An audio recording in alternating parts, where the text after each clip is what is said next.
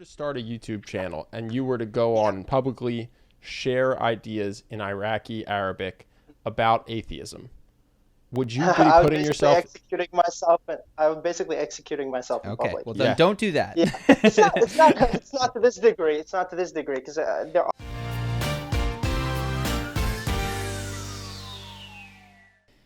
Welcome everybody to podcast number 76. No, I don't know what number this is. How you doing, man? What's up, dude? Bienvenido. I watched the Kevin Hart thing last night on Netflix. Nice. I binge watched 5 episodes one night and then 1 episode last night. Are there only 6 episodes? There's only 6 episodes. Mazel tov. To prepare for this. So for you, who I told you briefly, and people who don't know, he's got, I think it's called Don't F This Up, is the title of it. And it's a documentary of the year that includes his cheating on his wife became public knowledge.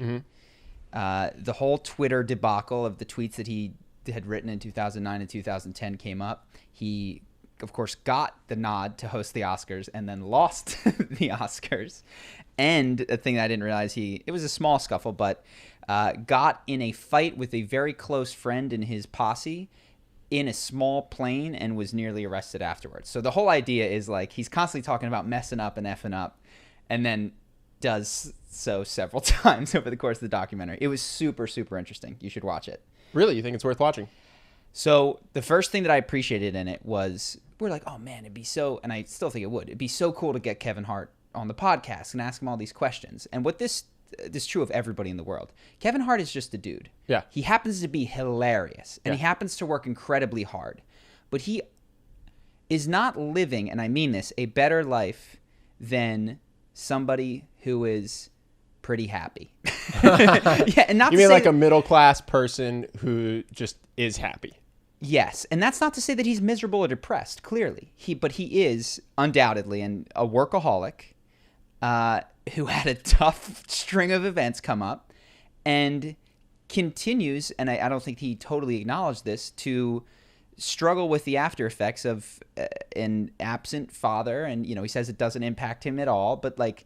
And then by the end of it, he's like, I guess I am a lot like my dad, that, in the ways that he mess up are the ways that I continue to mess up. So he's not miserable. He's not depressed, but all of his millions of dollars do not buy him a higher quality of life nor deeper insight into the human condition. He is undoubtedly hilarious, though. Like, he is so freaking funny.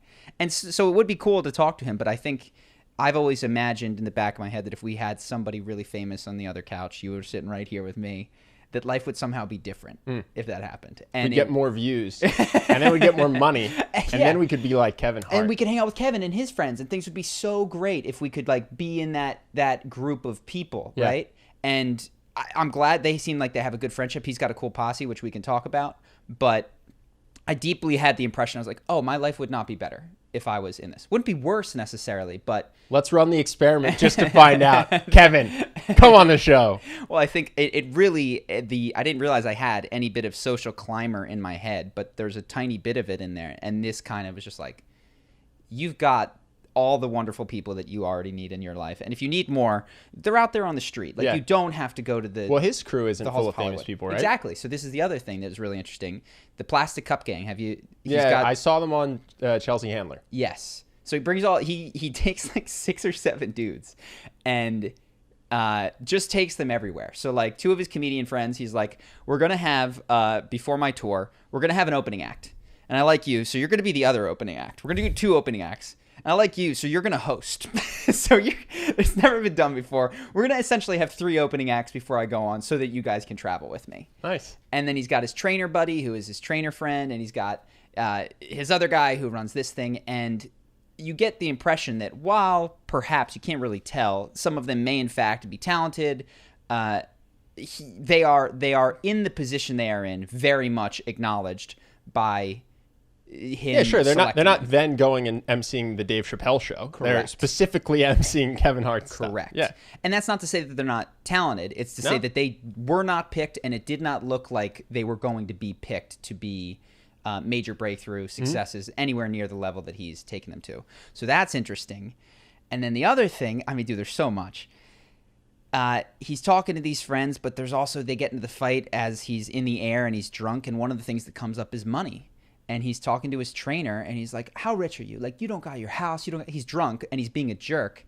But there's this undercurrent of, at least in that moment, of money going on between them, which is such a hard relationship. I thought one of Kevin Hart's friends tried to blackmail him for money. This is the other thing that happened. So he's upset on the airplane because the whole cheating thing came out, and at first he's like, oh my God, you know, I was in Vegas and this happened. And then they started looking at the footage like, how did they get a camera in my hotel room? Mm-hmm. How did this happen? And the allegations, the felony crime has been dropped, but you very strongly get the impression that he's not done pursuing civil cases. He's suing whoever did it. Someone extorted him for $10 million after setting up cameras and him cheating on his wife in Las Vegas. And the doc gives the strong impression that he believes that it was another guy in this crew. I thought he knows specifically who it is. Yeah. He's got the name. Okay. The name is JT Jackson. They blur him out of all the photos. He has been cleared of the initial criminal charges, but it's unclear if there will be further civil suit. Why it was cleared is not like, is it because it didn't happen? Is it because they not when I saw Kevin talk about it, he does not seem to be unsure. Yeah. He's like, I know exactly what happened, and I wish this guy had just come to me and said he needed money. Yeah. Because I could have helped him out, but instead he tried to blackmail me for more money than I would have given him. And now I won't give him a dime. Yeah. I just let it go public that I cheat. Yeah. And me and him are not friends. Yeah. And so from only hearing Kevin's perspective, it does appear like this was a poorly thought out, poorly executed plan by the buddy. Totally. I mean, I guess he thought, and I don't know, but he thought he'd just get 10 mil, never get caught, and it would never come out. That's what he thought. He thought he'd videotape it. He'd have the only copy. He'd send it to Kevin. Kevin would send him $10 million. So now he's rich. Then he would delete it and Kevin wouldn't know. And he'd just he thought everything would be great. Yeah. Yeah.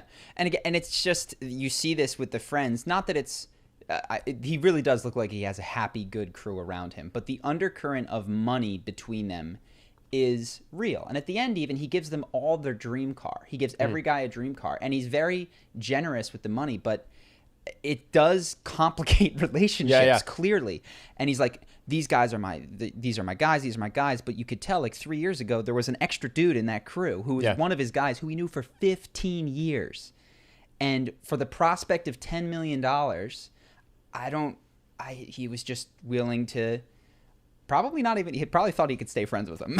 He probably thought. I really think the guy thought that Kevin wouldn't know it was him and that they just stay friends. Yeah. I thought he thought this is a victimless crime. Yes. Kevin's got $100 million. I just get to get 10. I got 10. Yeah. Still gonna be boys. Still gonna have a great time. I still got your back, bro. So that there's all of these different threads in it, and the thing that I most appreciated was, again, not that he's a bad guy, but I don't want his life, and I don't. We've talked, what if we could get Tim Ferriss to sit down or Kevin Hart? And I just constantly am reminded that it's like what they have is not better than what is immediately available to me. And I think for the people watching this who maybe look up to you and I, like what I have is not immediately better than what is available to you in this community that you are in the circle of people, with rare exceptions if you're in a horrible, terrible community. No, and also, I mean, Tim, I don't know that I'd want to switch to Tim Ferriss because he's publicly talked about he has mental health issues, which I haven't had to battle. But I would still love to talk to him because I think there's a ton to learn from him, and I think we could connect on a lot of stuff. He loves MMA, blah blah blah. So I don't want to switch bodies with him, but I would still love to talk to him. And same with Kevin Hart. Me too. I would if Kevin Hart was game to come out here and do this, I'd be stoked. I'd have a ton of questions about storytelling and charisma. But I did realize, like, meeting Tim and meeting Kevin would not actually improve my life. Yeah. It would be interesting. It would be a cool conversation, but things would not get better. And I was grateful for that. I was grateful for, like, the authenticity in this documentary. At least they were authentic about the things that we knew went wrong. Yeah. And then, dude, there's the whole tweet storm thing, which was fascinating to see behind the scenes. And they didn't even show a ton of it. But, so you know this. So he tweets out, the big one was, if my son... do you remember it? If it's you like were in playing with the 2010, dollhouse, if you were playing with the dollhouse, I would smack him in the head with it because that's gay or something like that. And there were a handful of other ones with the word gay or no homo in there in 2010. And he immediately gets the call. He's like, guys, his first reaction is, if you can't recognize that people over the course of 9 years change then I don't know what to tell you. Screw you guys. Yeah. And then a few hours later, he's like, the Academy called me. They want me to apologize. And in his mind, he's like, I've talked about this several times before. Yeah. I have apologized. I do apologize. But if that's not enough, so be it. And he continues with, he does then, I think his team puts out a tweet that's like, I deeply regret harming the LGBTQ plus community, which is a totally different tone than all the videos that he does. And everyone around him is like, Kevin, you got to say you deeply regret. He's like, I said it. I'm not going to say it again. I said it before. These people, like, if they want to tune in, go watch the Ellen interview where I said I'm sorry about this. And he eventually gets to a point where he's like, I don't want to talk about this anymore because I'm feeding the trolls. Mm-hmm. And it was just so fascinating to watch how the difficulty in mass communication, which is like, one time 10 years ago, he wrote this tweet. 10 years later, he's being asked about it 15, 30, 50, 500 plus times. Yeah. Let's say he apologizes 20 times. On the 21st time, he's like, go watch the other 20 times. CoffeeZilla talked about this, CoffeeZilla in his public shaming video. He says the problem with mass public shaming is when you do something wrong and it gets out to 100 million people, and then you apologize for it and 80 million people see it, 20 million people think you did it and aren't sorry, right? And so Kevin's issue is, even if he does 20 apologies, if the first hysteria around the tweet or whatever you want to call it, if the first upsetness around the tweet gets seen by everyone in the world, and then 30 apologies later, he hasn't hit every single person in the world, that means there are pockets of the world that think he is unapologetic homophobe. Yes. Right? And so that's the problem with public shaming is that the apology doesn't make the rounds in the same way that the controversy does. Totally. And he's visibly frustrated. I think going beyond what he actually says, but he's like, come on, you people know me. There's been 10 years. You see any tweets from 2013, 2014? You see any jokes in any of my specials about that? Like, I think he appears very angry with the media because it's like, you guys know what you're doing. Yeah. In asking me this question and asking so indignant, you know the answer. And you are profiting off of trying to ruin my month or year or whatever. You already know the answer. Of course I don't do that anymore. I haven't done it in 10 years. Have you seen PewDiePie's recent videos? He's pretty aggressively calling out the media for the same thing because they're, in his mind, in PewDiePie's mind, the media will aggressively pursue profits over truth. They're totally fine printing misinformation if it makes them get clicks. And so he did a thing where he said he's going to take a break, from YouTube. Yeah. And articles come out saying he's quitting YouTube. And then articles come out saying he's quitting YouTube. And in the article they cite, in case you forget who PewDiePie is, he's the anti-Semitic guy from 2017. And so he goes, I am taking a 3-month vacation, and I thought it would be nice to tell my fans ahead of time. And what that turned into is 30 major media stations redigging up all my controversies and publishing them while saying I'm permanently quitting YouTube. Yeah. Like, there's no attempt to tie this to what I said. And then he finds an incredible article where somebody puts in the headline something in quotes, but instead of using quotes, they use the one that's just one, like 2 apostrophes. Yeah. And it's not a quote. It's just not something he said. He goes, I never said this. And I think the only reason this is legal is because it's not in quotes, it's in apostrophes. And so it just says, YouTube star says, quote, quitting YouTube due to burnout. I don't care how much money I make, or something like that. And he's just like, this is a complete fabrication.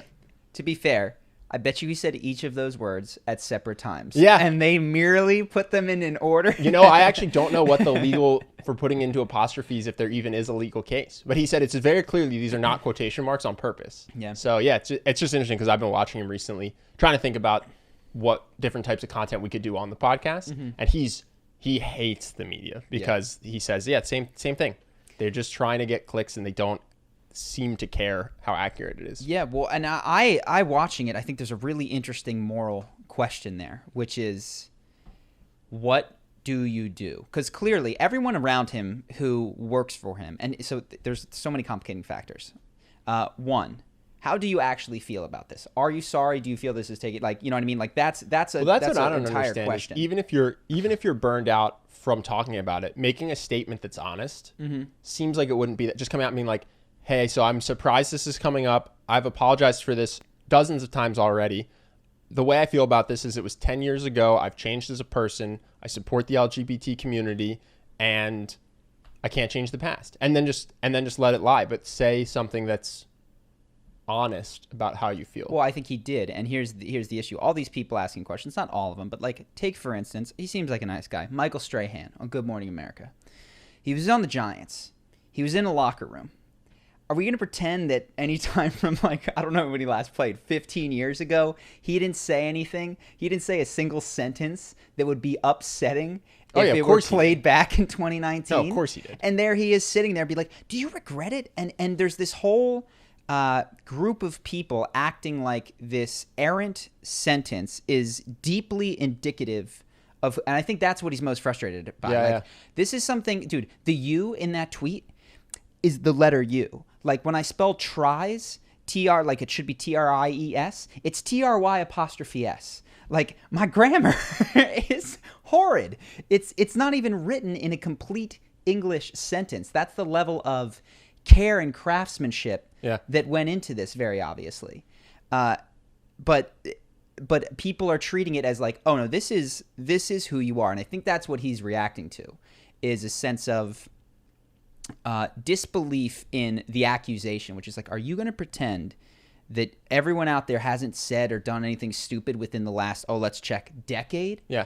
I don't even know how to respond to this. And that is how he feels. And so then what you're saying is, okay, go above and beyond. Be like, I'm going to apologize for sentences that I've said in the last, let's say, 20-year span. Yeah. If it's within the last 20 years and I said it and you can dig it up. Well, Logan Paul talks about this. And he doesn't say this part, but it's not fair, but it is the way of the world. Mm-hmm. And so it's one of those things where you can try to change the way of the world, but also this is the current way of the world. And it's why you have $100 million, Kevin. Like, there's a spotlight on you.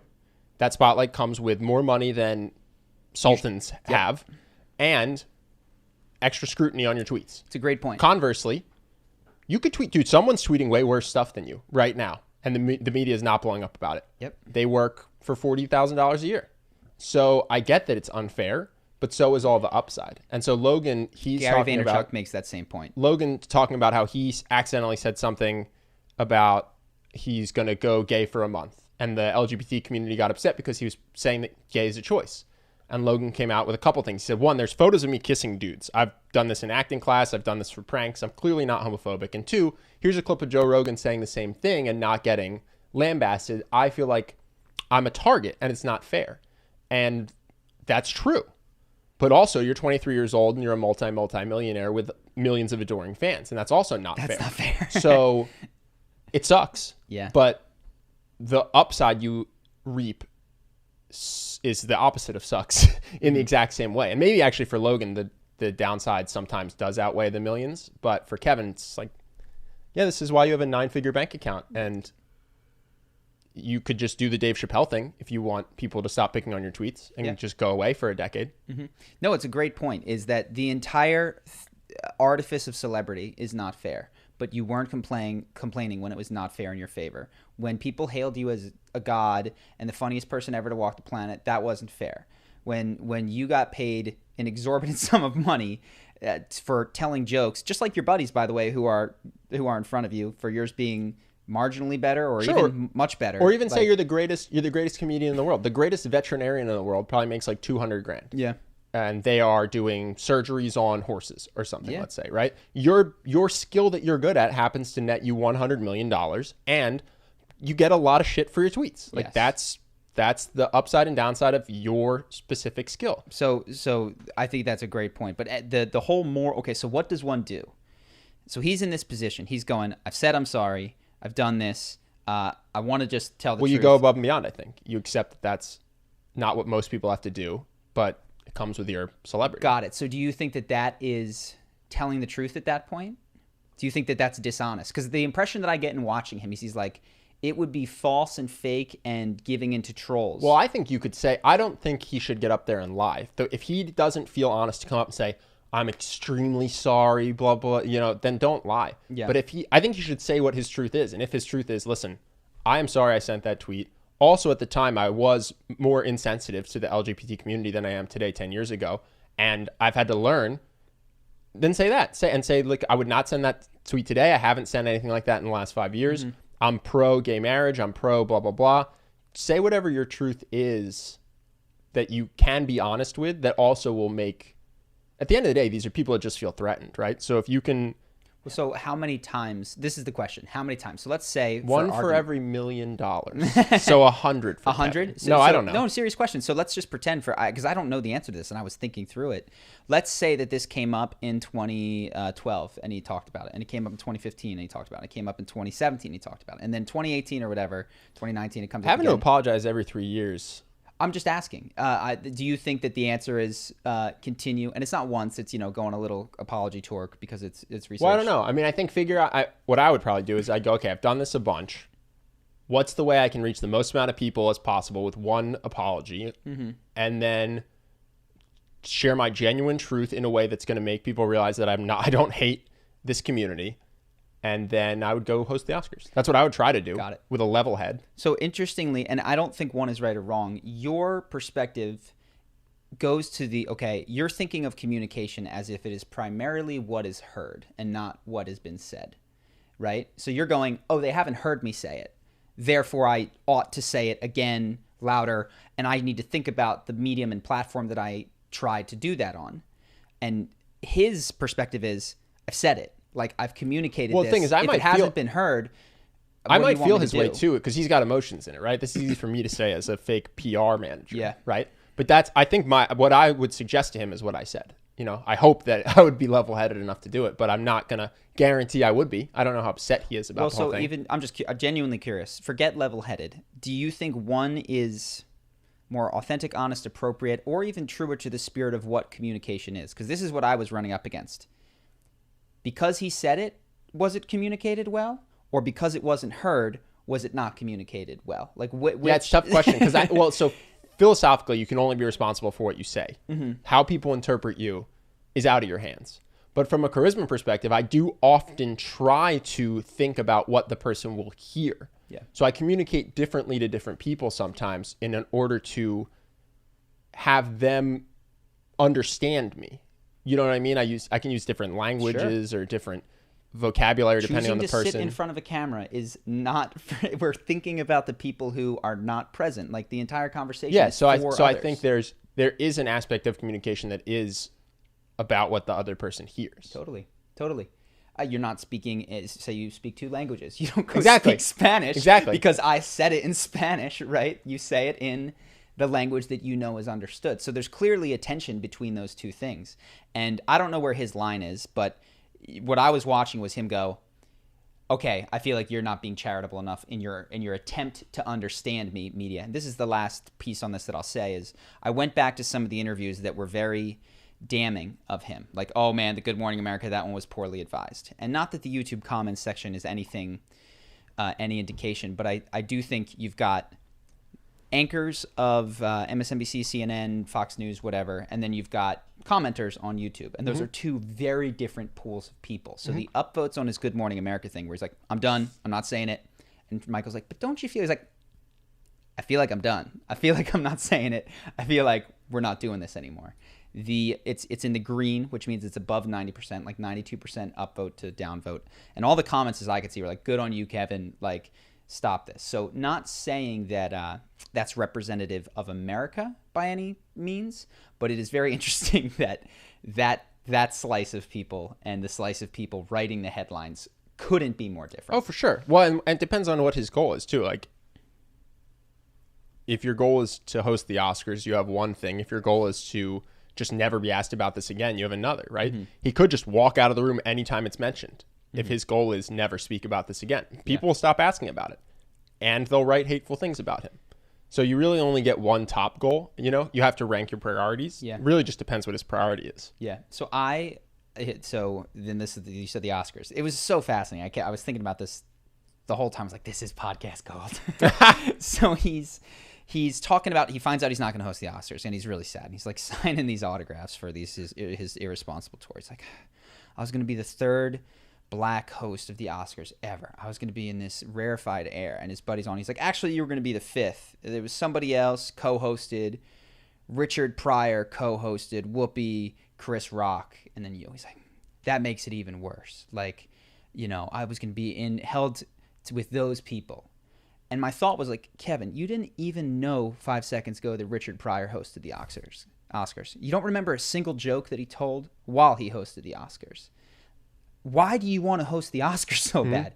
Like, it's so interesting that a guy that sells out stadiums, that is clearly the most popular comedian on the planet, still desires in such a deep way the validation and accolade of whatever that Oscar is, despite the fact that he couldn't tell you 2 out of the 4 people that were black that hosted it before him, and doesn't remember a single joke that any of them told. It's like, I'm not trying to rag on him, but like, wow, ego will make you miserable. That you can get to that level and still be hungry for validation is, it was just, for me, it was like, oh my gosh, I'm in the same place. I've achieved many of my goals and dreams, but I still want more.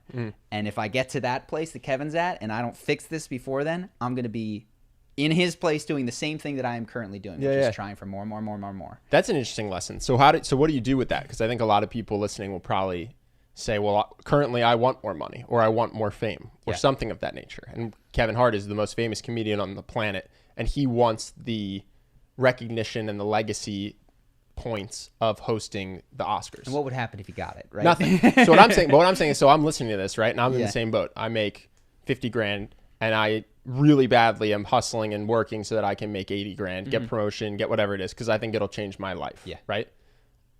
What do I do to make sure that after I get that promotion and I am making the 80 grand, I don't just hunger for 90? How do I avoid that? So what I've seen people do is they said there's 2 really bad things. And again, I'm really not trying to rag on Kevin Hart. I'm so grateful for this because it exposed a lot of the things that are occurring inside of me just at a stratospheric level of success. And so the first thing is big round number goals. So he talks multiple times about that's not how you get to be a billionaire mogul. You don't get to be a billionaire mogul by fucking up like this. You don't get to be a billionaire mogul by doing this. And it's like, why $1 billion? Why not 990 million, Kevin? Like, that is a number completely divorced from practicality, completely divorced from, from anything that would make you happier. That's just pure ego. That's just pure self-labeling. I am a millionaire, billionaire. I make 6 figures, whatever it is at your level. So that's the first thing. If you have goals that are big, round numbers, not associated with any sort of specific change that you want to see in the world, that's a problem. Yeah. Well, Tim Ferriss has a great goal for this. That he does something called dreamscaping, where he says, if you do think you need more money, a really great thing you can do is write down what you want to do with that money, because you'll find that you often need a lot less than you think. And there's also probably clever ways to go about it, right? So, I really, really, really want to have a Porsche. Okay, well, that's not $10 million. It's a couple $100,000. But 2, you can lease it. You can rent it for a day. There's all these things you can do. It makes you realize that what did we come up with? $3,000 a month, right? When we wrote down our dream life. That was when I had $1,000 of student loans too. It was. I think it was $2,500 a month, and I was spending $1,000 or $900. Now, granted, no wife, no kids. Yes. So take that for what it is. Yeah. But that was when we costed out. What will it cost to live literally on the beach in the country of my choice, Brazil, and wake up every day whenever I want, get whatever food I want, whatever food you want, eat well enough. No, you weren't making $3,000 a month when you were eating rotisserie chickens. $3,000 a month gets you Hojizio. Okay, so it wasn't we eat better today than we did back then. Sure, for sure. But the point was eat well to be comfortable. When we're starting our business, at first you go, oh my God, how am I ever going to make this be $1 million business? How am I ever going to make myself a millionaire? And then when we did the numbers, we went, I actually just need this thing to make $7,000 a month. Yeah. Split it in half. We're fine. And taxes, which I found out later. I was like, oh, shoot. I had to defer my tax payment. Yeah, we did a launch. And then we were like, oh, shoot. But no, so instead of these big, crazy numbers, associate what changes specifically. Do you want to move here, live here, not do this? And you can go crazy with those, but then watch how they impact you very carefully. So let's say you get that Porsche. Measure, if you can, even on a piece of paper or just in your head, how long that Porsche improves the quality of your experience. Yeah.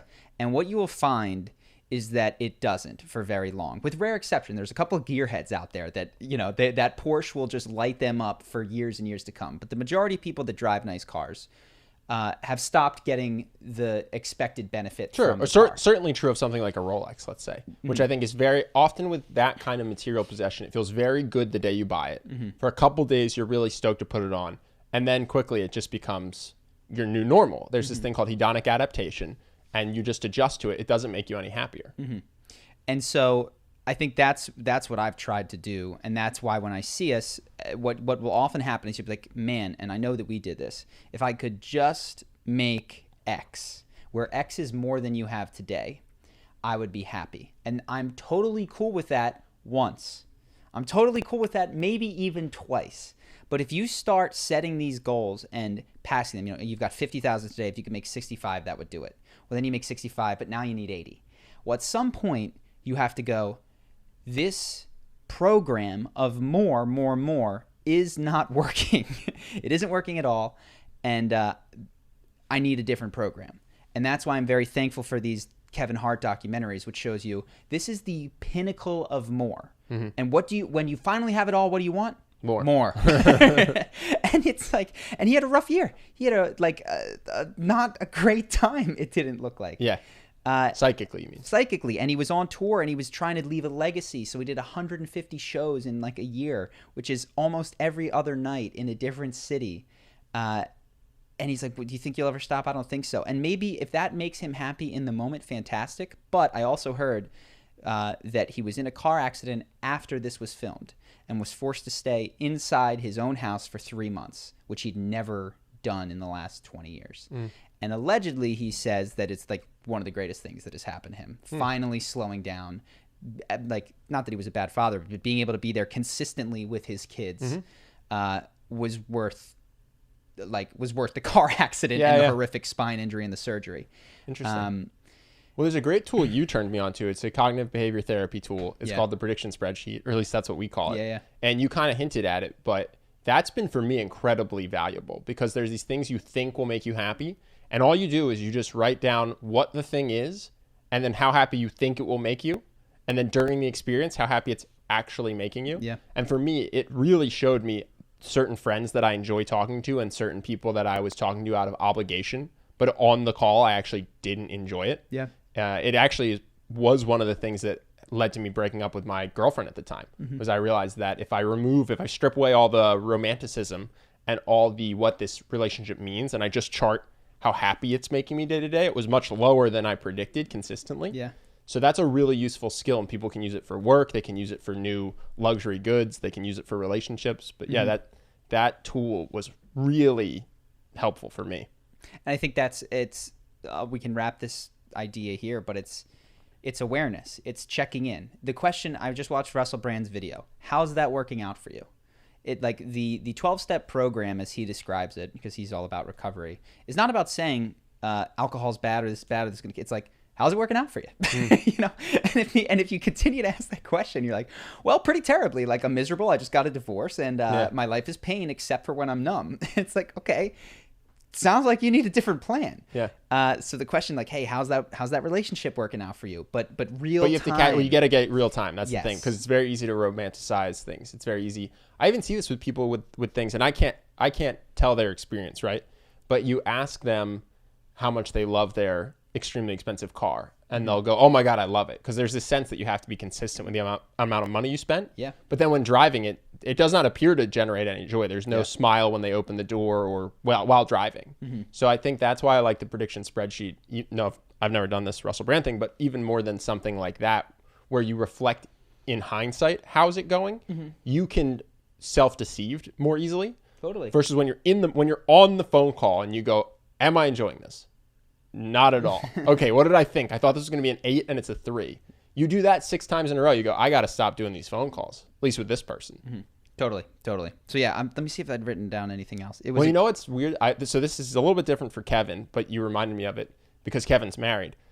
The sex tape scandal, I feel like is kind of over. I feel like society has gotten comfortable with the idea that people have sex. And even Kevin with his cheating got way less backlash than with his homophobic tweet. Yeah. And I think it's so interesting because if you think about Paris Hilton, Kim Kardashian, even Justin Bieber with his dick pic, these like the whole world saw them naked and no one cared. And then it's got to the point where people will have these blackmails and they'll just go, fuck it, I'll release it myself. There was a woman who people think it might have been a publicity stunt. She said she was getting blackmailed and then she just said, I'll release it myself. And it coincided with the week of her book launch. And she was everywhere in the news. I'm not saying it was, but that seems different than what it used to be. It used to feel like these things were scandals, that it reflected badly on your character if you were caught on video having sex. Totally. And now today, it seems like it's neutral to positive. I was blown away by how little the public, at least the media, cared about Kevin Hart's affair. No, not at all. Especially in sharp comparison to the tweet. Because what you could... this is one way to look at it, is Kevin Hart sent out that tweet in 2009. Maybe it upset someone on that day, but Kevin Hart also wasn't very famous. Maybe it upset no one on that day. Maybe if people hadn't dug it up, nobody would have ever been hurt by it. Okay, so nobody was hurt by this, potentially. Or somebody was hurt because they read it and they were saddened by it. It's like if you say a racial slur in the woods and no one hears it, was anyone harmed? So, but okay, by the principle of harm, okay, he then cheats on his wife, devastates her. You know what I mean? Like, devastates his family, disappoints his friends. Like, there is certainly hurt here. Now, if we are caring about the harm caused by the behaviors, there's a strong argument to be made. This is the one that we want to stop, right? But the other one got echoed and said, oh, remember he did this? As opposed to, like, you could have just blasted him on air and be like, hey, to everyone who's ever been cheated on, remember Kevin Hart? Does that make you sad? Does he remind you of your husband who cheated on you? Because he's a cheater? Yeah. Like, are you all upset and enraged now that he did that? It's He definitely wasn't going to lose the Oscars over cheating on his wife. No, not even close. Yeah. Not even close. So it's curious. I don't know what it means, but I had a similar, we've mentioned this before, thought with the Logan Paul suicide farce, which is like, nobody's interested in why this person committed suicide. Maybe they had a bully. Maybe they had a boss that was grinding them down, like that French company that we talked about. We could make a systemic change that could, no, let's just kill Logan Paul. So anyway, very interesting. Check it out. I have some other stuff written. Do you want me to hit mine or do you have more? I have one that I thought was interesting. Go ahead. I don't think you'll have heard of her. Have you heard of Kaylin Ward? Yeah, man, I wrote it down. Oh, nice. Dude, she has raised several $100,000s by promising to send nudes to anyone who donated to help with the wildfires in Australia. And that is awesome. I'm shocked. I love shocked that people will pay for nude photos. Because you can just Google image and get several million nude photos. Exactly. Yeah. Exactly. I mean, her Instagram got shut down. If not, it would have been the most brilliant marketing move ever, right? Because now she's going to it still will be. This will help her. She has not the biggest bucket with which to collect all the attention that she's going to get. You know what I mean? If she was collecting these followers, like she'd be very set for. She lost her Instagram account. She lost her Instagram account. Her family's upset. Apparently, some guy broke up with her over it. But at the same time, this wasn't her job. Prior to this, was sending nudes for money. Wasn't? Yeah. Was it really? According to what I read, this isn't like the first time that she's sent nudes for money. She's just sending them what she said was, mass. Yeah. I'm going to donate this money. Yeah. Or sorry, if you donate, instead of giving it to me, I'll send you a nude. And yeah, a couple $100,000. $100,000 rolls in. The wildfires are crazy, man. They are big old fires. I don't know what to make of it. She's got it, dude. Yeah, she's got it. Mrs. Ward has got it under control. And she's going to inspire a copycat. A whole slew of them. No, I saw that. I'd written it down. I didn't really even have a take on it other than it was hilarious. Yeah. Did you see Ricky, speaking of hosting the Oscars, did you see Ricky Gervais? Yeah. That was awesome. Yes. So for people who haven't seen, Ricky Gervais has hosted, what is it, the Golden Globes? A couple times. It's his 5th time. Every time he is completely irreverent. I don't know if that's the award ceremony, by the way, but I think it is. He just hates on the film industry, the entertainment industry. He's so mean to everybody that's in the audience, but viewers love it. And this was his last time, and he lit into people. He was shaming them for looking the other way with Harvey Weinstein. He was referencing that they're willing to work for pedophiles and child labor people for money. He just blew them up and then commenced to sit in front of them 3 hours and give them awards. Sure. What I mean, I was like, wow, it was funny, but I also thought this is all part of it. Like, they knew what he was going to do. Like you said, he's done it years in the past. Oh my God, he blew up. It's like, no, you're watching the Golden Globes, which are a dying award show that nobody cares about. Yeah. He just put more eyes on it. Like, this is all part of the trick. No, it's brilliant. It's brilliant by the Academy. Yeah. Yeah. This is not, he did not get up there and trick them. He did not do any, like, he brought more eyeballs to it, which is all that they cared about. Well, it reminded me of a roast in the sense that the people in the audience, I don't think necessarily loved it. Sure. But the people hosting it did love it.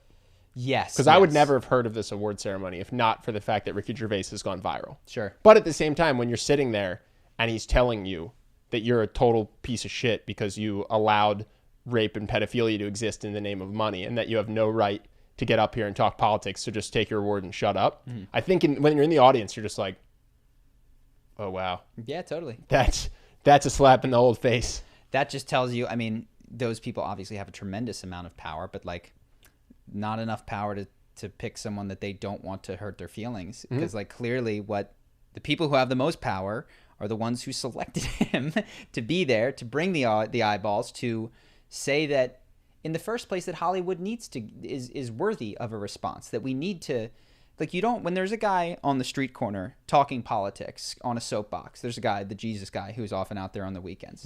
No one, it's not necessary for anyone to go, stop doing that, because we just ignore him. Yeah. But the fact that Ricky Gervais gets up there and tells him to stop doing that, in a weird way, validates the fact that they have the ability and that people listen in the first place. They do. Well, people do. Yes. But it's a cyclical thing, and it all feeds itself, which is, should we listen to them? Shouldn't we listen to them? We're talking about him all the same. Like, I know his opinion. I know where Meryl Streep stands on Donald Trump. I'm aware of this. How am I aware of this? I don't need to know what some random person thinks about the president, but I do. And it all, as much as the praise of her feeds that cycle, so does the trashing of her, which I think is, I was like, why is this everywhere? I was like, oh, by design. Yeah. It's not an accident. It's not an accident. The first question is from Excaliburnt. He says, I've been having a step-parent related problem. I'm 17 and I'm currently living with my mom and stepdad. I want to have a better relationship with my stepdad, but so far it's been unsuccessful. We've lived in the same house for 2 years now, but we act at worst like strangers and at best like acquaintances. I've tried talking with him about things he likes, and sometimes it's successful, but most of the time, he just responds with one-word answers and rarely initiates conversation himself. I hate this dynamic. I moved in with him and my mom, and it was great at the start, but I then got into some dark times with depression and anxiety getting the better of me. He'd give me a ride to school, which was awkwardly silent. I didn't know what to say. Even now that I've improved drastically charisma-wise, I don't know how to tackle this. I want to get closer with him, and I know that we'll probably never be close like with me and my mom, but I'd at least want to be friends with him. He's pretty stoic and silent. What more can I do to be friends with him, or at least decrease the awkwardness? I don't need his friendship since I'm going to move out in 2 years, but I do want it. Go ahead. All right, so I'll kick it off here. So yeah, my first question would be, is your stepdad stoic and quiet with you and then gregarious with your mom and his friends? Or is he always stoic and always giving one-word answers? Because might not be a reflection of you or your relationship at all. Some people are just quiet, not talkative, difficult to talk to, right? Mm-hmm. So my first question would be, are you internalizing something and blaming yourself for something that is in fact not a reflection of you? Has nothing or your to do with your depression, has nothing to do with any of that just happened to have occurred. Could be his best friend in the car, and it would be the same quiet conversation, but they just wouldn't feel uncomfortable about it. They would just silently drive till they got to the fishing pond or whatever it is. So that's my first question, which I don't know the answer. And then assuming that it is specific to you, best thing probably is go talk to him. Mm-hmm. I think that just telling him, hey, I don't know what's going on here. I don't know if it's because I was depressed, but I wanted to talk to you because I want to have this friendship with you. I would assume your stepfather wants to have a good relationship with you as well. So you guys are on the same team most likely in that regard. Yeah, and we've mentioned these things, but for the sake of completion here, I'll repeat them. Find a different space. This is a lot of the same advice we do. So, it could be these car rides, could be somewhere else, but not necessarily the same thing where you have a really routinized version of interacting. You could say, hey, could I talk to you in the living room where you don't often go or whatever? Say, I know this is kind of random. You open them up a little bit, and this might sound strange, but pace is reality. Yeah. I feel, again, I statements, I feel, not you're not saying you don't talk to me, you don't like me. You say, I feel like we often have a lot of silence between us. To me, it feels like conversation is difficult, and I often don't know what to say. And the impression that I get is that you may not have interest or just otherwise don't want to talk to me. And I was, one, wanting to check if that's true, and two, if it is, I'd like it to change because I'd like to have a good relationship with you. So that's under the circumstances that Ben is talking to. And the scariest thing here is just going to be initiating this conversation, right? Once you start it off, the way that you're describing it, it doesn't sound, at least from what you've written, that he has a particular grudge or anything against you. So Ben's point, same team, should go fairly well. Second thing is, okay, what if you're just dealing with a quiet person? And what you're asking is, how can I make friends with an older person who is quiet and stoic? And that, you could still have that first conversation, find out this is the answer. What would you focus on? I mean, I would try to find the areas where that person, hobby-wise or otherwise, opens up. Oh, yeah. This is my dad. Yeah. My dad is generally a fairly quiet person. Yeah. But if you find topics that excite him, the Philadelphia Eagles or hockey, then he is thrilled to talk at length. Yeah. And he'll become animated. And it's not at all a reflection of who he's talking to, but the topic.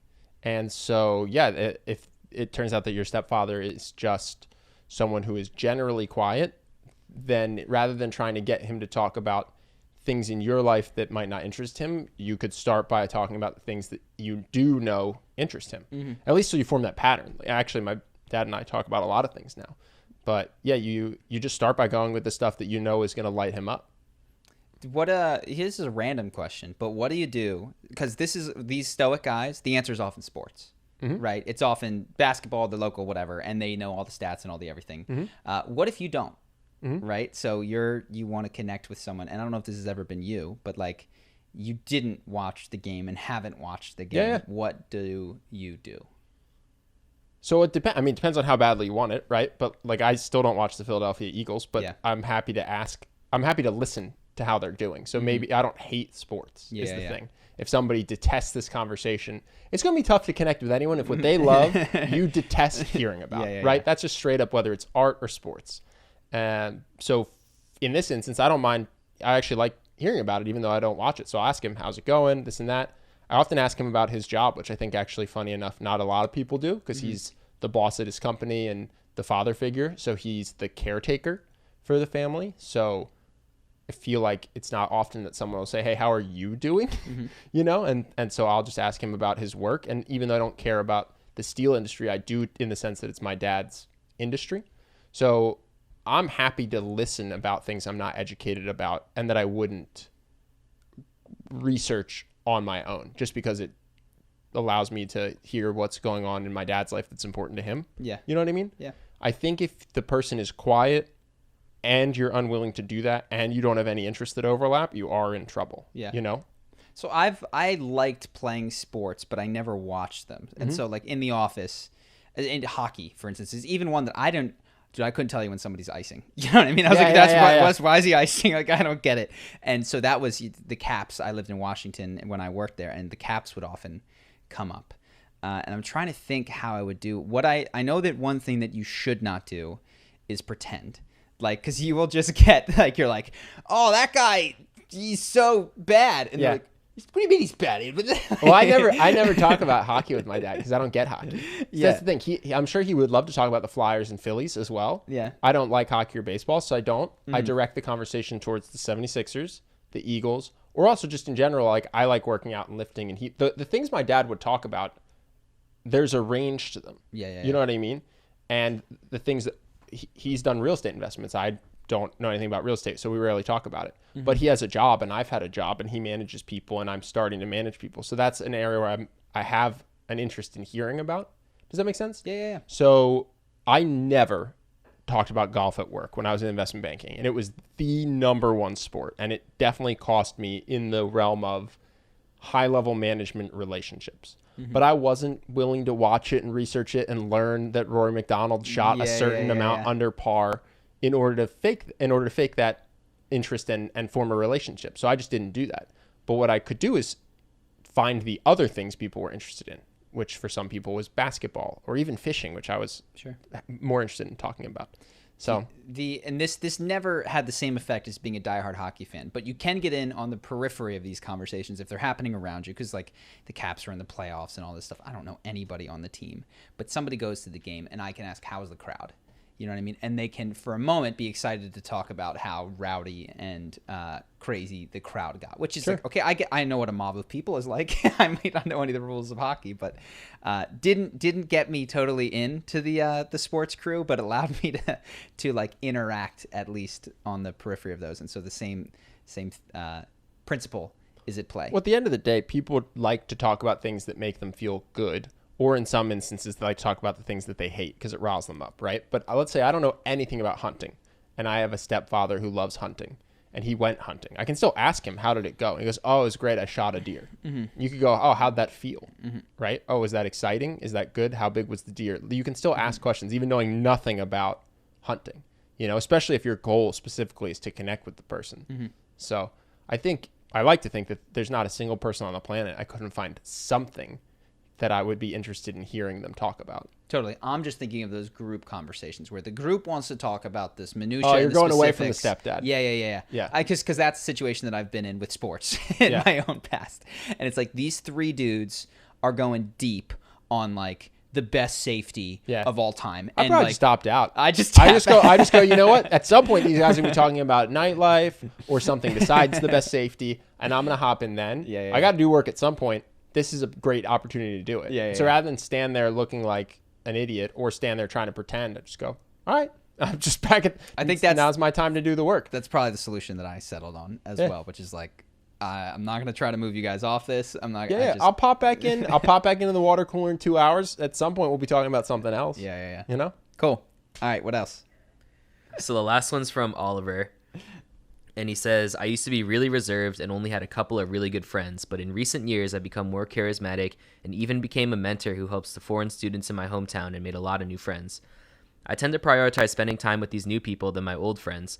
I'm not sure if it's because I love meeting new people as I can reinvent myself from my shyness and build my character, or because I got bored of my old friends who remind me of my old self. Would you leave your old friends behind just for the sake of new encounters, or would you stick with the old pals? People say that you should never lose your friends who accept you, but what if I want to change myself? You want to go? You want me to start? You can start. So I think the question isn't, there's some value in just the length of a relationship, but I think the question isn't old friends versus new encounters. I think it's who are you or who have you become and who do you enjoy spending time with. So I do think that the pursuit of new encounters just for newness can be very exciting. At some point, it will run its course. I think don't cut it short artificially. Let it run its course. Meet a million new people until you get tired of doing that. But I think this idea of old friends just for the sake of being old, I wouldn't necessarily say should be prioritized over everything else. Charlie is a very old friend of mine. I've known him since I was 15. I have another friend that I've known since I was 6 years old. These are some of my best friends in the world. I had many friends that I had known for that long who I'm no longer friends with because as I grew and changed, we grew apart. No knock, just different interests. We didn't enjoy each other's company. I am glad that I did not prioritize those friendships over people I've met in the last 5 years who I connect with much better because I think that I don't have a lot in common with those people anymore. And so, some of my best friends I've known since I was 6 or 15. Some of my best friends I've met in the last 5 years. I view it more in terms of who do I connect with well, who's doing things that are interesting to me as well, has the same hobbies as me and things of that nature. So that's how I think about it. Yeah, new versus old is not the metric on which you want to be making this decision. Yeah. And in fact, what you might find is, quite frankly, is you're probably going to take some of the old and some of the new. Yeah. Is because what you want to be deciding on are the metrics that Ben said.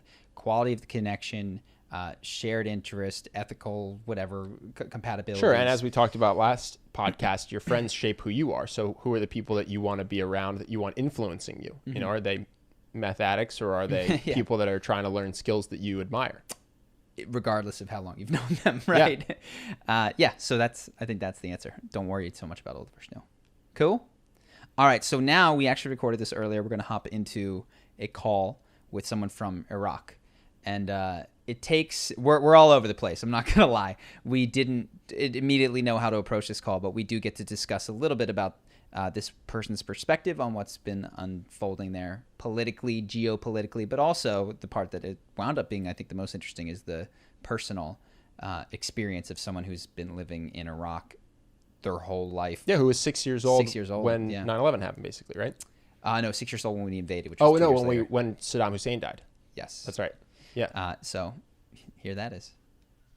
Hello. Hey, what's going on, man? Hey, what's up? How are you? How's it going, man? How are you, Charlie? How are you, man? I'm excellent. We're doing well. How are you? It's awesome. It's awesome. First of all, I wanted to ask real quick. Sorry. If you don't want to, I just wanted to clarify. Do you want to share your name or first name? If not, totally cool. Yeah, it's okay. You can share my first name. Okay. What is your name? Ahmad, thank you so much for calling in. We just talked briefly about what's going on, and dude, hit us. What's happening? Yeah. So before I just want to give a brief introduction. Mm-hmm. Thank you guys for having me and making the call. It's finally happening.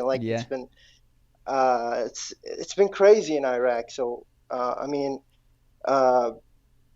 first of all, the entire thing dates back way before, Iraq has never been free of conflict ever since the fall of Saddam Hussein. And I know that,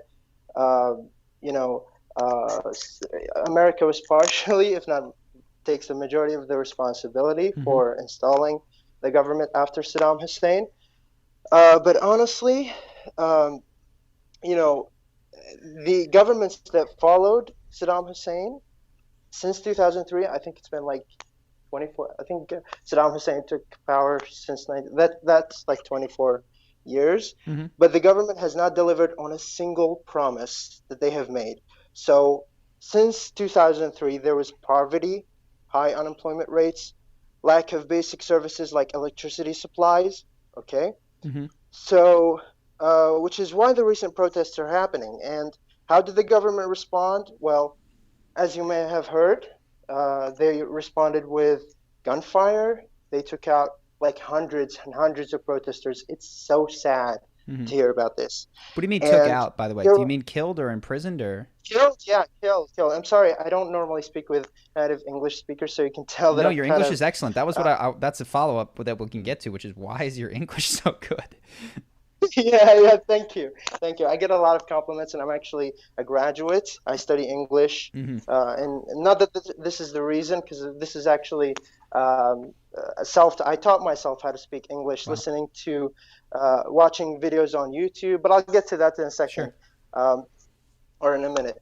To finish my point, so yeah, Iranians were responsible for the killings of the majority of those people in Iraq. And the reason I'm saying this is because we have evidence for this. Right now, it's like we have no army. We have no as you know, the Prime Minister of Iraq has actually resigned after what has happened. So we're now under a caretaker government, which is doesn't have the right to even establish any. They recently, I don't know if you've heard, because a lot has happened, so it's hard to I don't know where to start. Well, so if I can try to even take us back a little farther, just because I'm curious about you. Yeah. How old were you when Saddam Hussein was taken out? In 2003, I think I was 6 years old or something. Okay, so you were very little. Do you have memories of that? Yeah, I do, absolutely. Okay, so I'm very curious about this. You obviously are solidly educated, very smart. You've taught yourself English. Thank you. What Thank you. has been the perception of, was that a good thing that happened, or in your family, and then I guess amongst the people you know at large? Was that good, bad, or terrible? I don't know. He only sought power, and the thing is, the country was weak at the time, so he made Iraq beneath his feet. We were weak, we couldn't resist him, and so he used this method of punishment and reward. So he would punish the people severely, like he would kill people in the most brutal ways imaginable. Mm-hmm. And those who followed him, they were rewarded, obviously, houses and things like that. So in a time that the country was in an economical, in a severe economical state, Mm-hmm. In a terrible economical state. So the war with Iran, lasted 8 years. I think 500,000 Iraqis were killed and Iranians. So it was, the wars that he waged, neither he nor the country were able to withstand its implications. And I don't want to get into conspiracies where, America's like formed ISIS and whatnot. I don't want to get into that because I don't have enough evidence for that. Well, you know what's fascinating is that's not a popular conspiracy over here. You know what I mean? It's just interesting. And I'm not saying that it's true, not true. I have no idea. But fascinating to hear that the types of rumors that go around, of course, are geographically. I'm actually curious about that. So there is a rumor in Iraq that perhaps the United States created ISIS in order to what? I don't know. Like the thing is, I don't entertain those conspiracies a lot because, and this is why I don't get into policy in general. And this is only recently that I got into politics. Sorry, politics, not policy. This is only recently that I got into politics because of the recent events, and I feel like this is a crucial period in both Iraq and its relationships with other nations. And right now, Iraq is the reason that I didn't get into politics as much is because there are a lot of stuff that you don't know. Mm-hmm. Unless that you've been in the event yourself, you don't know. There are a lot of ambiguous stuff. Even though we have the internet and we have a lot of stuff to we have a lot of documents, there are still stuff that we don't know. So going back to throughout the point, you guys can interrupt me if you have any questions. I mean, I have so many questions. It's just tough to pin it down. So why don't you go ahead and continue, and then I'll hop in as they come up. Okay. So I was talking about the Iranian influence in Iraq and how they helped us out defeat ISIS. And so after they helped us out defeat ISIS, we took so many sacrifices, and you have it's hard to imagine how brutal this group is. Like you hear about it in the news, mm-hmm. ISIS, but this group is so brutal. Like they go as far as to display people's heads on the streets just to show off. Basically, mm-hmm. This is how brutal this group is. They behead people, and it's awful. Like you wouldn't even imagine anybody being happy under their rule. And they, I don't know, since 2014 until 2017, that's when we liberated Mosul. So wow. Yeah. I mean, again, as someone who doesn't follow it, it's crazy that how contentious, and how many groups, by the way.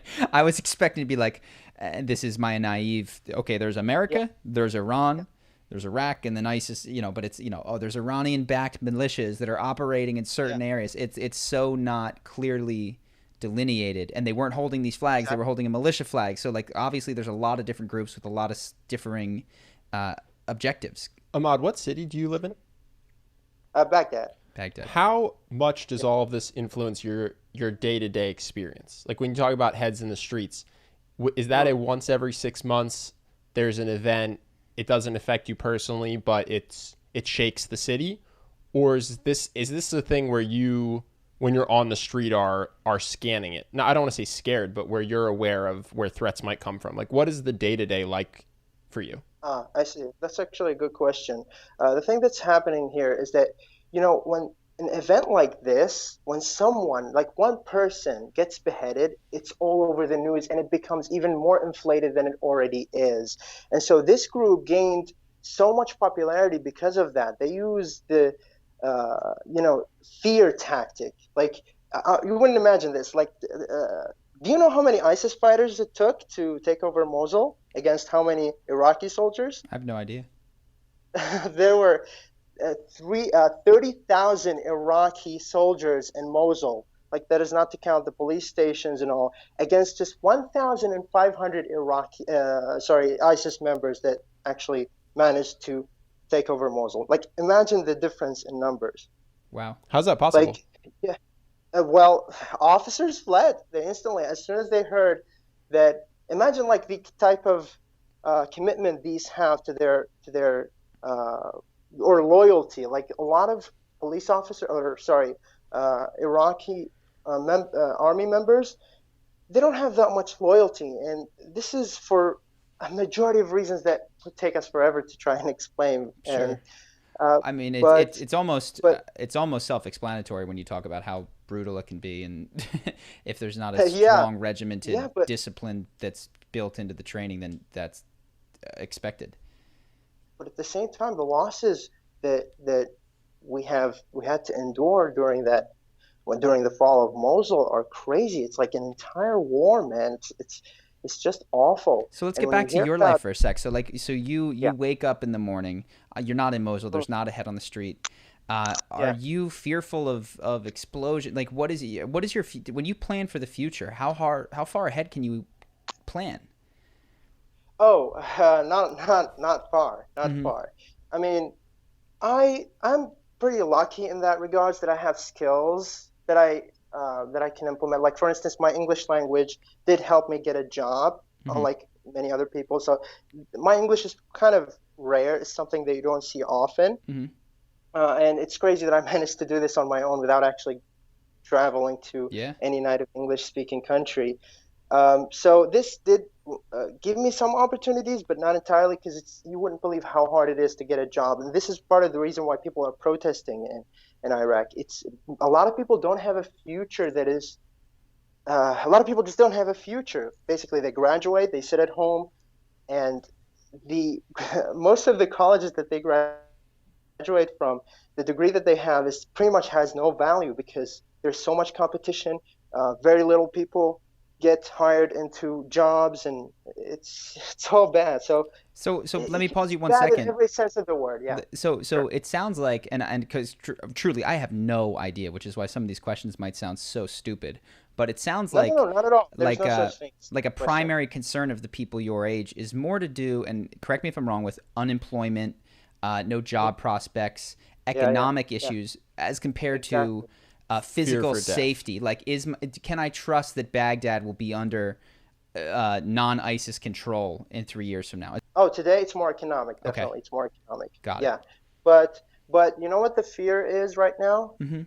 There are so many things, especially in this period. Like what we fear right now is, since Iran did help, and I'm not trying to paint a good picture for Iran. I just said, like, we want them out. Let me just make that really clear, because their influence on the government is exactly why we're in this mess today.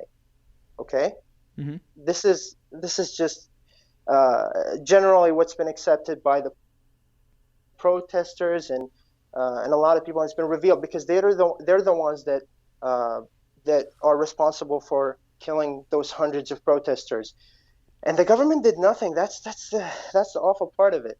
Let's try a strong oversimplification thing, and this might oversimplify, but I'm going to give you some little bit of free association, if you will. I'll say some names or some events, and you give me, if you could quickly, in a few sentences, your feelings about this person or event, and then, like Ben said, if this corresponds to the best of your knowledge with popular Iraqi opinion. So Donald Trump, what do you think, what do you sense the popular opinion is of him? First you, I would say. Yeah, what do you think about Donald Trump? What do I think about Donald Trump? I don't think nothing, honestly. He's just a president doing his job. He has the right to retaliate. He has the right to do everything he wants to do. But what do I think of him? In which aspect? I mean, that honestly says a lot. In America, I've never heard anyone say that. So the fact, okay, so you don't have a strong opinion about him. Does Iraq have a strong opinion about him? Because in America, he's the most polarizing figure that there is. Yeah, people either love him or absolutely hate him. Divided. Yeah, Iraqis are divided right now. Some, especially like a portion of Shia presidents in Iraq are actually against Trump, and they want America out, especially those who have been damaged during the invasion of Iraq. they want America out. Like they don't care about the consequences. But the rest of the groups, like the Kurds, Sunnis, and me included, we don't really subscribe to that idea that America should leave Iraq. Got it. Okay, so and then specifically the killing of Soleimani. And even including, because I know there was an Iraqi general there. What is your good move, bad move, or what do you think? I think it was a good move. Okay. It was a good move in a sense that this man has been responsible for, as you may know, the majority of the militia presence in Yemen and Syria and Iraq. And so I want the militia to be over. I want only the government. I want the government only to have army and no militia. You know what I'm saying? So I want the militia's presence in Iraq to end, basically. Sure. So this is a good move. So I know, for instance, Syria and many cities in Syria became so in danger of being bombed, essentially, that there's this huge Syrian refugee crisis. People that otherwise would not have wanted to leave their home are like, I cannot stay here. Is that something that realistically you see in your future where you're like, I need to leave Iraq? Or is it like, no, I do feel like I could stay here, things will calm down, or I can, or even I'm willing to stick it out if they don't? This is a completely personal question. Sure, so, absolutely. So I personally have always dreamed of leaving to a United Kingdom. Actually, ever since I was a kid, I dreamed of going to the United States, and I was a fan of the American culture because I watched the movies, and you know how the movies paint everything. Yeah, it's not like that, but... And but basically, I'm trying to get an idea across is that I just feel the thing that I like about America is the freedom. Like,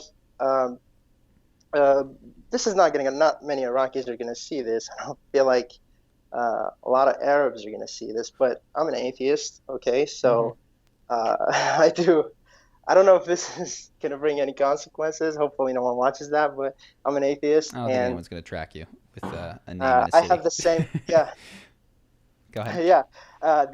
So you pretty much share the exact same, you hold similar beliefs than I do. I'm also a determinist, so we have that on the base. So sometimes I feel like I'm isolated.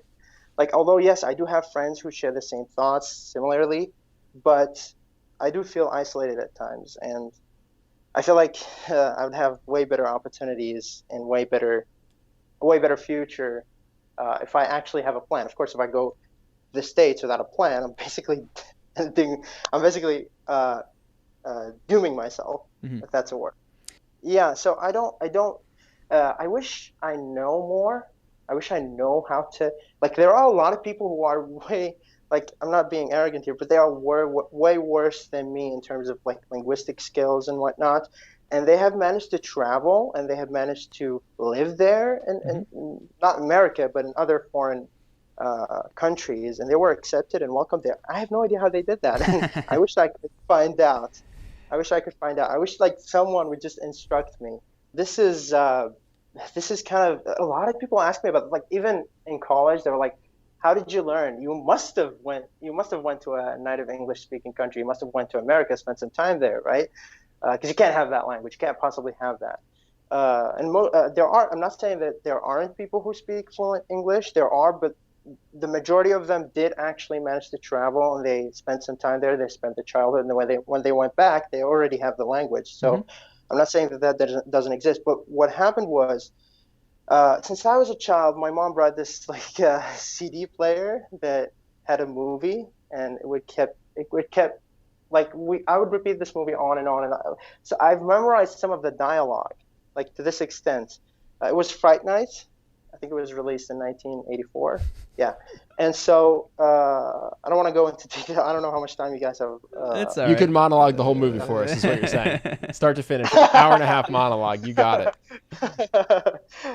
Okay. So when like I had a TV in my room, and then it kept like I had a channel that would constantly display American music and English type music. So this would go on and on and on all the time. So I would like listen to rap music, that ones that made by the Eminem and 50 Cent, and those tend to be kind of intricate. And so this is how I learned my language. And when the internet came, so I started repeating. The element of repetition, assists in the accent. Mm-hmm. And so when the internet came, everything changed. I became obsessed. Like every single research that I do, every single problem that I have, I must type it out in English. And I learned so much along the way. And I still am learning, because you can't really learn a language 100%. Sure. Mm-hmm. Why did you want to learn English so badly? So this is in terms of language, like in terms of how I became an atheist. Well, simply, it was a matter of, I was always doubtful. Mm-hmm. Like, especially given the fact that I'm more exposed to the American culture than your average Iraqi, I became more doubtful. Like, I started to look at things outside the bubble of my religion, right? So when I did this, I started watching videos of atheists that are Arabs as well, and I was like, I'm not alone. And then that got to more me watching more atheist YouTube channels that are in English, about Americans doing them, So it became clear to me that this is a wide held belief by so many people, and I wasn't alone. So wow. I decided to go that route. That's incredible. And I couldn't be any happier. Like, I feel free, although I would like some freedom in expressing that, because I have a lot, and I mean a lot, to say about the source of every little thing that's been happening in the Arab world. I have a lot to say about that. And I'm not, as I've said, I'm not quite educated that much politically, because I'm not interested in politics as much. But the belief side of it is what I'm interested in. Yeah. If you were to start a YouTube channel and you were to go on and publicly share ideas in Iraqi Arabic about atheism, would you be putting yourself...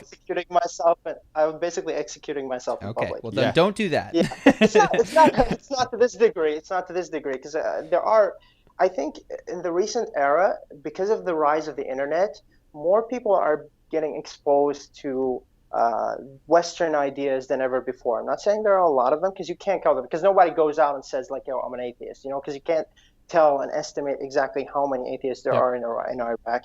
This is just a random estimate, but I believe there are probably 12%. Don't take it with a grain of salt, but this is based on the people I know, because this is just my circle of friends. Yeah. But you can't tell. You can't tell. Right, and because there'd be a danger to you to try to, if you were to try to publicly spread ideas about atheism, it would put you in danger. Absolutely. If not from, like, the first thing you would, if not in danger of like being killed, but in danger of like being disowned by your family. And I think you guys had a caller previously that had similar issue, Mormon. Right? Yeah, but I do think there's a difference, because he would not be hurt. He would be disowned by his family, which is very difficult. But then he could just leave. No physical. He could drive a car to a city that was a 2-hour drive away and integrate and live there seamlessly and unharmed. Exactly. So I do think there's a difference between even being a Mormon versus being someone in your position. Just the thought of that, like I said, the thing that I love about America is freedom. Like, I want to be free. I want to say what I want. You know what I'm saying? So this is one of those things. I mean, in Iraq, we don't have an official law against atheism, but you would risk the stuff that I mentioned. Like, a random person could just be so hateful and just murders you out on the streets. You don't have the strong government to stop these things, so you wouldn't trust that. And you wouldn't even trust that they would support you in the first place. At least I have the internet to talk to people like you, right? I'm thankful, right? Absolutely. I'm thankful that I even have this opportunity. There's always that, but the media, it's here's the tricky part. The media is always, like, when you listen to the media, you hear one person getting killed. It's way. There's this book called Thinking Fast and Slow. Are you guys familiar with it? Yep.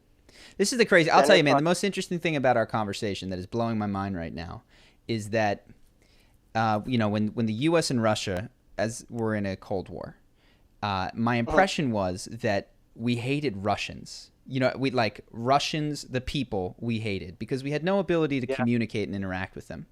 Of course. And the most hopeful thing that I'm hearing is that it seems like there's so much more understanding. It's like, no, I like elements of American culture, and and the Americans, like, I can understand that, or some of us, that Iraqis have lives and families and things that go beyond whatever anger the governmental issues might be, and that you've read Thinking Fast and Slow and watched whatever Night Shift in 1984. Like, I feel like if there is a way to stop war in the future, it's going to primarily come from these cultural interactions and an increased ability to communicate, travel, like making a buddy on Apex Legends that lives in Iraq. We need to get these servers to not just be so localized. That's the secret. Everybody needs a headset and By the way, PUBG is blowing off in Iraq.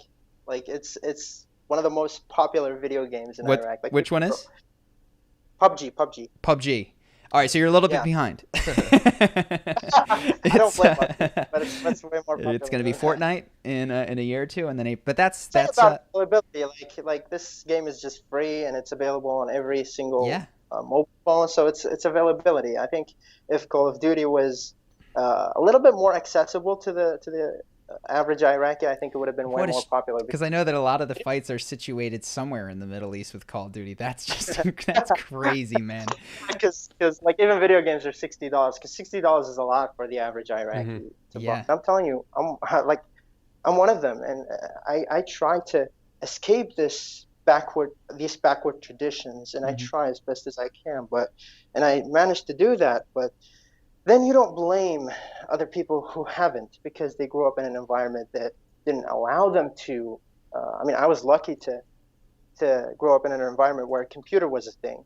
I'm telling you, given the fact that we are on here and you found us on YouTube and you found Chris, like, there is a Iraqi guitar channel. There's an Iraqi charisma channel that maybe hasn't yet been made. There are so many opportunities on the internet. And this is the weirdest thing. I thought that what was going to stop you when we got on this phone call from achieving your dreams was geopolitical issues. But I have to be honest, what I'm hearing for your particular situation is that it's the same things that stop other people, which is nervousness to put oneself out there, on a YouTube channel, or lacking clarity in how to go about achieving one's dreams, which is it's great. I'm so happy to hear that, like that you're not necessarily limited, with the exception of the atheist channel, by what's going on in your country. So, dude, make a YouTube channel. Make a YouTube channel.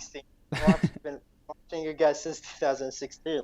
Since 2016, and I kind of learned a lot from you guys. And I still I don't struggle a lot with nervousness because I'm pretty, confidence comes from knowledge. Like, when you know something, when you know more about the work environment, when you know what you're getting yourself into, you generally have more confidence because you know what to expect, right? Mm-hmm. But when you don't know what to expect, you don't have the clue on what questions are being laid out to you. So I generally do good in interviews, but that is to say if I get to them. The problem is that I don't. The jobs that I do get offers to, I get to the interview and then I get it. But if I don't, then I don't. Obviously, if I don't get to the interview room, so I don't have a problem with that. Got it. Yeah. Cool, man. All right, let's wind down for today. Got the advice. Yeah. Cool. Thank you very much. Ahmad, thank you for hopping on. I know it's late over there. Yeah, I really appreciate you talking to us. I hope I did it justice. I hope I don't regret not saying something, but hopefully it went well. You let us know. We're definitely going to have to trim some of it down, so just so you know, it's not to say that it was not good or anything like that, but we are going to have to fit it into a podcast. So there's definitely going to be pieces that are clipped, but keep an eye out. Should be up hopefully tomorrow. This is my nervous English, by the way. You're great, man. Like, when you meet me in person, my English is way better than that. That's impressive. This English was impressive. Yeah, thank you very much. All right, Ahmad. Take care, man. We'll talk to you maybe again soon. You too. Awesome. Later, bud. Thank you. Bye. Woo! Cool. I did not expect it to go that way. No, that's fascinating to me. 1 in 200 civilians dead from violence in the last 20 years, and he does not begrudge the government for it. Yeah. Or even if he does, it's not to the degree that he's like, yeah, maybe you shouldn't have done that, but don't leave now. It's not. Yeah. I don't even. Well, and I think my impression from the media I watch is that that's 200,000 deaths from the U.S. Mm-hmm. And I don't know now if that's the case after talking to him, or if it's a combination of U.S., Iran, ISIS, militia, Iraq government. Yeah. You know what I mean? Whereas what I've heard is, yeah, those are deaths from drone strikes from the U.S. Yeah. And now I'm not saying that's not the case, but I don't know. I'd have to look into it more. Yeah. Because there's so many different parties at war with each other over there. Yeah. So we can wrap this up, but yeah, I'm trying to figure what I took from that. I said it kind of. I'm shocked that his biggest concern is economic and getting a job. Yeah, 1 in 200 people seems like it would be. I'm blown away. It's a lot. I guess it's over 20 years still, though. Yeah, it's a lot. Yeah, I'm blown away that that's the case. And even now, it seems obviously it's a more dire circumstance than what we're encountering, but it still seems like he's still mostly concerned with using his skills and getting a job and traveling, and not like, oh no, my building's going to be blown up. Yeah, he didn't sound scared that there was going to be an explosion that took out his house. Or a proxy war in Baghdad that was, Iran's on this side of the block and America's on this side of the block. And so who knows? It's crazy because I was getting nervous about World War III, but it's like, if this guy's going to live in relative calmness, how the heck am I going to be nervous about this? Not that doesn't mean that I can prepare or help in any way, but like the worry for me would just be crazy compared to his situation. Sure. Well, at the same time, scale is weird, right? Like if there was another 9/11 that happened in 2020 as a retaliation to the assassination or murder or whatever of this general, people would be devastated, right? Mm-hmm. If thousands of people were dead, thousands of people out of 300 million, mm-hmm. Which would be tragic. And also he is maybe just so used to it that level of violence he would still be mostly concerned economically, it sounds. Yeah. If there was a terrorist attack in Iraq, maybe not in his city, let's say, in a different city, and 5,000 people died, I think he'd probably wake up the next day and not be more concerned for his safety than he was. You just get used to it, interestingly, yeah. Well, and I wasn't. When 9/11 happened, I lived in the suburbs. I wasn't scared that our school would get attacked. We were in the middle of nowhere, basically. Mm-hmm. But it still shook the nation, right? Without making me scared for myself. Mm-hmm. And it sounds like he's not scared for himself, even if there's a 9/11 that's going to happen in the year 2020 somewhere in his country and 5,000 people will die. And I'm not saying that would happen, but yeah, his day-to-day since the age of 6 has just incorporated warring factions. Yeah. And so what he needs to figure out to do is how he's going to get food and pay rent by getting a job. Yeah. You know what I mean? Yeah. Yeah, people are, I see what you're saying. There's always something like that happening. So, and he's just continued living. So at some point you're just like, that's background noise. 200,000 people over 20 years, about, some rough numbers there. 0.5% of the population. Well, no, what I'm saying is that's more than, how many deaths is that a year? 10,000? Ish. Right? 10,000 deaths a year. How many people died in 9/11? 3,000. 3,300, I believe. Yeah. So at some point from the age of 6 onward, right, there's just been more civilian deaths happening every year than we experienced from the worst terrorist attack that we've had. So numbers wise, it's probably not going to be him, and he still needs to get food. Mm-hmm. Whereas I think as an American, we are afraid that there would be another 9/11. That would be devastating, and you would fear it would be you or someone or a city where you knew people, you know what I mean? And it would shake the nation. Mm-hmm. So there's an interesting perspective in terms of our comfort levels with violence on our soil, Mm-hmm. And I think his is probably just a lot higher than yours. Yeah, well, comfort or just that's what it is. It's crazy. Sure. Whereas that was cool. I'm glad we got to talk to him. Yeah. But you and I were still saying what major cities are closest to Iran. Yeah. We're scared of that terrorist attack. Yeah. And it's funny. It's like Baghdad. Yeah. I was like, is New York or Los Angeles closer to Iran? Like, where it's Baghdad's closer to Iran. Yeah. Like, that's what's closest to Iran. Mosul or whatever. These are the places where, I don't even know what to make of it. It's a big old world. Bad things happen, but also life goes on in a strange, sometimes untraumatically interrupted way, which is surprising for me. That's the podcast, ladies and gents. Have a good day. Goodbye.